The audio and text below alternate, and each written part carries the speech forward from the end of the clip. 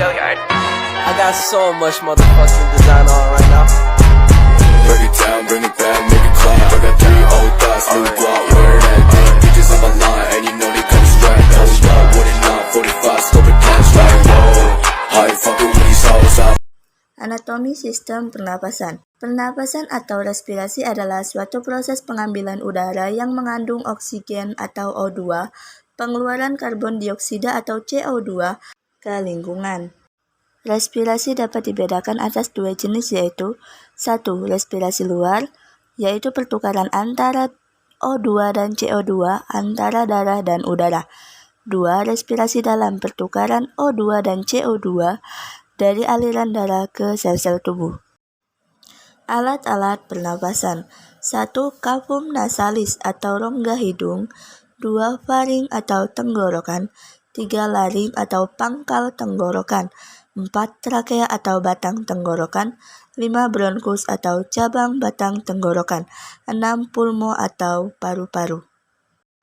Cavum nasal atau hidung. Hidung adalah organ indera penciuman. Ujung saraf yang mendeteksi penciumannya berada di atap langit-langit hidung di area lempengan cribriformis, tulang etmoid, dan konka superior.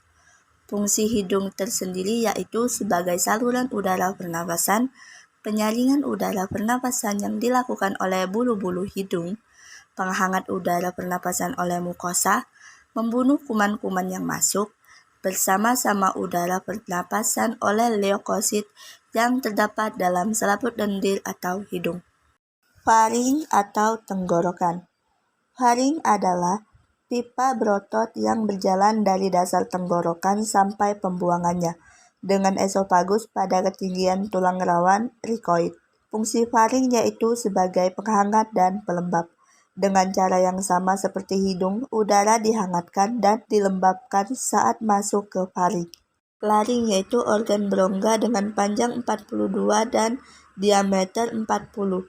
Terletak antara faring dan trakea. Dinding dibentuk oleh tulang rawan tiroid dan krikoid. Fungsi laring yaitu untuk membentuk suara dan menutup trakea pada saat menelan atau epiglotis. Ada 2 lipatan mukosa yaitu pita suara palsu atau lipatan vestibular dan pita suara atau lipatan suara. Celah di antara pita suara disebut rima glotis. Trakea yaitu tersusun atas 16-20 cincin tulang rawan. Celah di antaranya dilapisi oleh jaringan ikat fibroelastik. Fungsi trakea yaitu mengirim udara ke paru-paru, menyaring benda asing. Sel goblet dalam trakea memproduksi lendir untuk menahan benda asing, bakteri, dan virus agar tidak masuk ke dalam paru-paru. Membantu fungsi sistem pencernaan. Tulang rawan yang membentuk cincin memungkinkan trakea menciptakan ruang besar lagi, jadi lebih mudah menelan makanan. Bronkus. Bronkus merupakan percabangan trakea.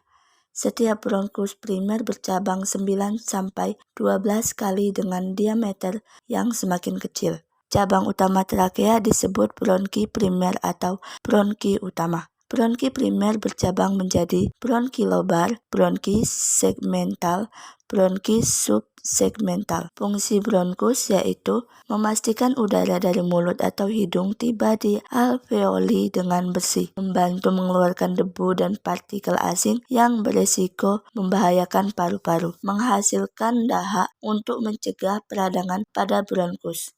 Bronkiolus memiliki cabang ke-12 sampai 15 bronkus, tidak mengandung lempengan tulang rawan, tidak mengandung kelenjar submukosa. Cabang bronkus kanan dan kiri bercabang lagi menjadi bronkus lombaris dan segmentalis. Percabangan ini terus menjadi kecil sampai akhirnya menjadi bronkiolus terminalis. Paru-paru. Paru-paru adalah organ pernapasan utama manusia yang lokasinya di rongga dada. Paru-paru dipisahkan oleh area yang disebut dengan mediastinum. Area ini berisi jantung, trakea, esofagus, dan kelenjar getah bening. Paru-paru ditutupi oleh selaput pelindung yang dikenal sebagai pleura dan dipisahkan dari rongga perut oleh diafragma otot. Paru-paru sebelah kanan memiliki massa yang paling besar karena memiliki lobus yang lebih banyak. Massa paru-paru kanan berkisar 375 sampai 600 gram pada orang dewasa, sedangkan paru-paru kiri 325 sampai 550 gram. Alveoli, yaitu kandung yang berdinding sangat tipis, terdapat pada bronchiolus terminalis, jumlahnya sekitar 200 sampai 500 juta, yang berbentuk bulat poligonal. Fungsi alveoli. Alveoli memiliki peran sebagai tempat oksigen dan karbon dioksida saling bertukar. Setelah oksigen diserap, darah akan mengalirkan karbon dioksida menuju alveoli untuk menghembuskan keluar. Karbon dioksida sendiri dianggap sebagai limbah dalam tubuh. Pertukaran antara oksigen dan karbon dioksida